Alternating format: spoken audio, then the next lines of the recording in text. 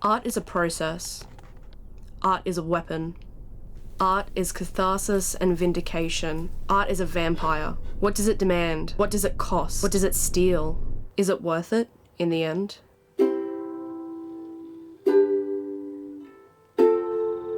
My first long-term relationship began when I was 17 years old. We connected over a love of the dramatic arts. He represented a lot of firsts for me. My first kiss, my first time falling in love, my first taste of confidence and independence. For a while there, I think he was actually my best friend. But we were kids. Of course it ended the way it did. After 2 years together, I told myself it was the attempt at long distance that doomed us. But really, we'd been doomed for a while. It was March 2020. The world had simply stopped. I don't remember much from those few months. I have photos from that time, so I was definitely getting out of bed at least, but I recall none of it. I remember getting out for the first time though. I was studying photography at CIT, and it was a looming deadline that got me on my feet. The series was called Prism. I'm not sure how or why I managed to shoot self-portraits for it, but I remember it being the first step of healing. Putting myself in front of the lens as well as behind it. My best friend Francesca modelled for the other half of the series and helped me regain a bit of myself during those shoots. It was fun and colourful and exactly what I needed. It was 4 months after the breakup that our major project of the year was assigned. I was still holding on to so much grief, and I wanted to explore it. I'd hoped it would provide me closure, and if I couldn't achieve that, I knew it would make great art at the very least. I started planning almost immediately. The initial concept was to make a sister series to a previous work of mine, Hometown. That was a nostalgic love letter to Canberra, a town I thought I hated. I shot 12 landscapes and abstracts in locations that were emotionally significant to me. My primary school, the playground where I celebrated New Year's Eve 2016, the view from my ex-boyfriend's bedroom window. We were still together at the time. For the breakup series, I wanted to explore the same concept and shoot locations that had been significant to us, to me, during our relationship. I drew inspiration from other photographers exploring breakups. Laura Stevens' Another November, characters looking back to a past that is not yet acquainted with loss. Peyton Fulford's Abandoned Love, landscape photographs that boasted breakup texts in the form of colour cardboard lettering. Somewhere along the line, I finally let myself start listening to music again, and found that song lyrics fueled a lot of my creativity. I was hooked on the idea of incorporating those breakup texts, so I unblocked him on Facebook and started collecting as many snippets of pain as I could. Resubjecting myself to his vitriol was one of the hardest parts of the whole process. Even 3 years later, it still hurts. In early August, I presented a proposal with my established concept. My current plan is to shoot a range of self-portraits, abstracts, and locations that were once sentimental to me. Where we started dating, where we had our first kiss, places we went on holiday, etc. From a retrospective point of view as an outsider looking in. I'm still resentful about my breakup and lack a sense of closure. This will be a sister series to one of my works from 2018, Hometown. A series that explored nostalgia, love, and connection, and was shot during the highest point of my relationship. This cynical sequel will explore the autonomous themes of apathy, resentment, melancholy, and loss. With that, I started listing potential locations to shoot. Many around Canberra, some in Sydney and Melbourne, and a handful in Kiama and Wollongong, which was where we took our first trip together. Several locations had already been featured in Hometown, but were so sentimental that I felt the need to revisit them for this series. Before I began to shoot, the concept got siphoned down even further. Every shot will have the same outfit. This became one of the most important aspects of the series. I dressed in all black to represent my grief. The only pop of colour was the kimono he had bought me for our first anniversary. It was a replica of one worn by a favourite musician of mine. They're incredibly rare and incredibly expensive, so it's a treasured piece of my wardrobe to this day, despite its history. And then we've got messy makeup, so smudged red or dark lipstick, smoky eye, red or black eyeliner, crying smudges, either expressionless or 2 distinct poses, replicating the memory and a pained pose. And I've got dates here for a trip to Kiama and Wollongong. I embarked on a couple of test shoots to familiarise myself with the equipment and the concept, but the first real shoot took place in Kiama. It was the first trip we had ever taken together, and now it was the first trip I had ever taken alone. I was terrified. My first shoot took place on a pitch black beach, with a broken tripod, me in a skimpy outfit, and ferocious winds making litter that was blowing across the sand sound like someone sprinting towards me. It was a far cry from my memory of us drunk on the same beach chasing tiny crabs. The following day I shot in several locations: Bulli Beach, the University of Wollongong, and the closed shop front of an old video store in Dapto. I was far more comfortable shooting during the day, but I was still faced with challenges. Shooting in front of strangers was an extreme source of anxiety for me. I'm quite introverted, so it felt like their eyes were on me wherever I went. I was in such a panic though, getting all the shots, that it wasn't until I got back to Canberra that the reminiscing really started to actually set in. Back home, I managed to fit in several shoots in Watson, Mount Ainslie, Civic, Canberra Airport, and on the ANU campus. Some shoots were successful, some were not, and some I had to revisit multiple times. Memories and emotions resurfaced in each Canberra location more than they had in Wollongong. I had more time to dwell. I was lucky to have Francesca to help with some of the shoots. It allowed me to reframe the context of several locations and overwrite my lingering relationship with memories of laughing with her. She helped me cross the finish line, and by November, I had 14 photos ready to submit that I was incredibly proud of. The series starts in Watson, where my ex asked me out. We'd been skirting around the fact that we liked each other for months. Then Glebe Park, where we had our first kiss.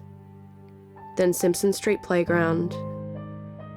And Theatre 3 on the ANU campus. This was one of the most important locations. This was where we put on our Year 12 musical, just a few months into dating. We both dreamed of acting, but when it came time to chase that dream after school, he moved to Perth and I stayed here. His competence and motivation made me feel inferior. I chose to give up the performing arts rather than be constantly comparing myself to him.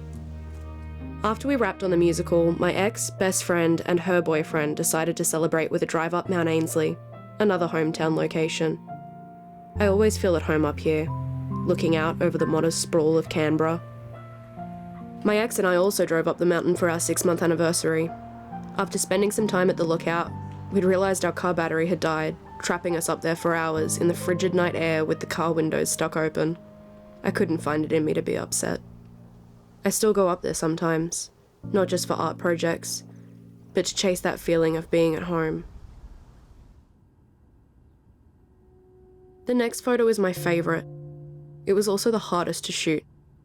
It represents the intimate aspects of our relationship and my ongoing, conflicted relationship with intimacy. It does not represent an obvious location, but I shot it at home. After the breakup, my home lost its sense of privacy. He'd taken that away from me. At its core, this image is a loss of innocence. I hope it confronts my audience as much as it confronted me to shoot. Grills comes next, with the portrait that most closely resembles the Another November series by Laura Stevens. I drew so much inspiration from this series, and I'm glad I was able to pay homage to it with this shot.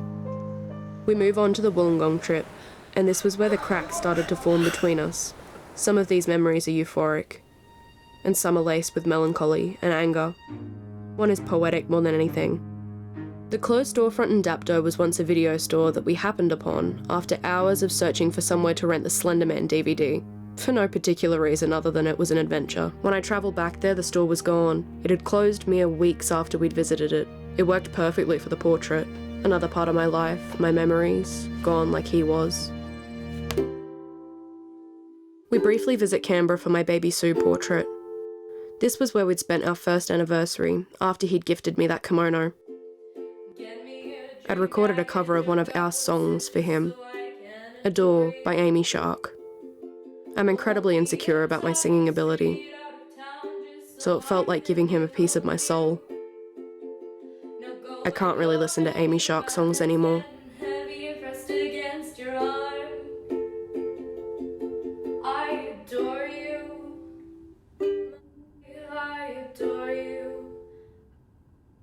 University of Wollongong was another bitter location.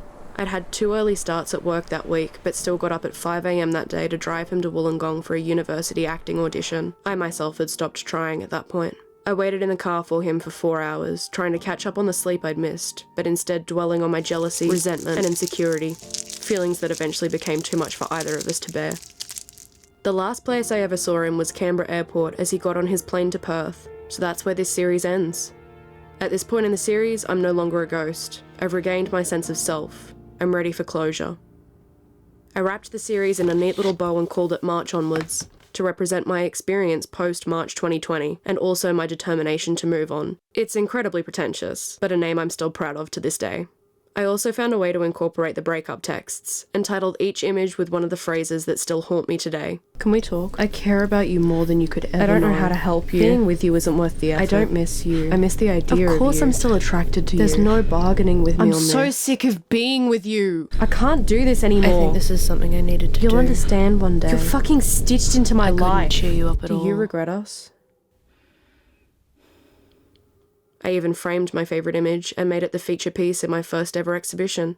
I was proud of the work that I had done, and the process, while taxing, had helped me heal significantly. It even felt like I'd exploited him, in a way. It was vindicating to be able to strip him down to his most unflattering parts as a means to a creative end, and it was an end that I was incredibly proud. What about me? What about you? Yeah, you exploited him, but you also exploited me. I had just started to heal and you made me unblock him. You made me reread those messages. You made me relive the most intimate, the most meaningful, the most vulnerable, the most traumatic experiences of my life. It had been 3 months and you were unapologetic, even cold about the things that you were gonna put me through for the sake of this process. It was the perfect time to explore the concept. The emotion still being fresh made the art all the more authentic. I wasn't ready. I was still grieving, and you stripped me bare and you cut me open, all for the sake of your art. You made my pain pretty, and you framed it and you put it on display for strangers. How could you? Why did you? To process. I did it for us. Yeah, it was hard. Maybe even cruel, but it worked. It gave us closure. Did it? After all, you're back here again, aren't you? Making me relive those memories after 3 months was merciless. But after 3 years, that's just pathetic. Masochistic, even. Why are you here? When I submitted my self-assessment for March Onwards, I said, although I am very proud of the work I am submitting, I am far from finished with this series. There are many ways in which I can further develop it, such as revisiting locations I wasn't able to shoot over the duration of this project. So I plan to keep working on this series until I am completely satisfied with the end result. And I didn't. It stayed untouched. Even when I resolved that the series was complete and printed that book, I still didn't market it anywhere. It has yet to be posted on my Instagram despite being my best work yet. Why do I keep coming back? Is it narcissism? Do I just love playing the victim? Is it that it's still a great source of creative inspiration? I still feel strongly enough about it to revisit it after all. Am I scared I'll never be able to create anything more impactful or rewarding? That's definitely a part of it. Mostly I think it's the lack of closure. I left it hanging, promised myself I'd continue. I was too scared to call it because then I'd actually have to be done and move on. The closure I was seeking actually terrified me. You have to let me rest.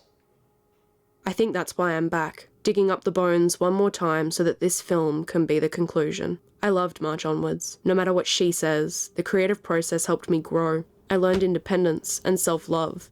I learned to appreciate myself as an artist in a way I never had. It was painful, yes, but I don't think that catharsis can exist without pain. But now I'm ready to move on. When the camera stops rolling, this series will finally have a full stop.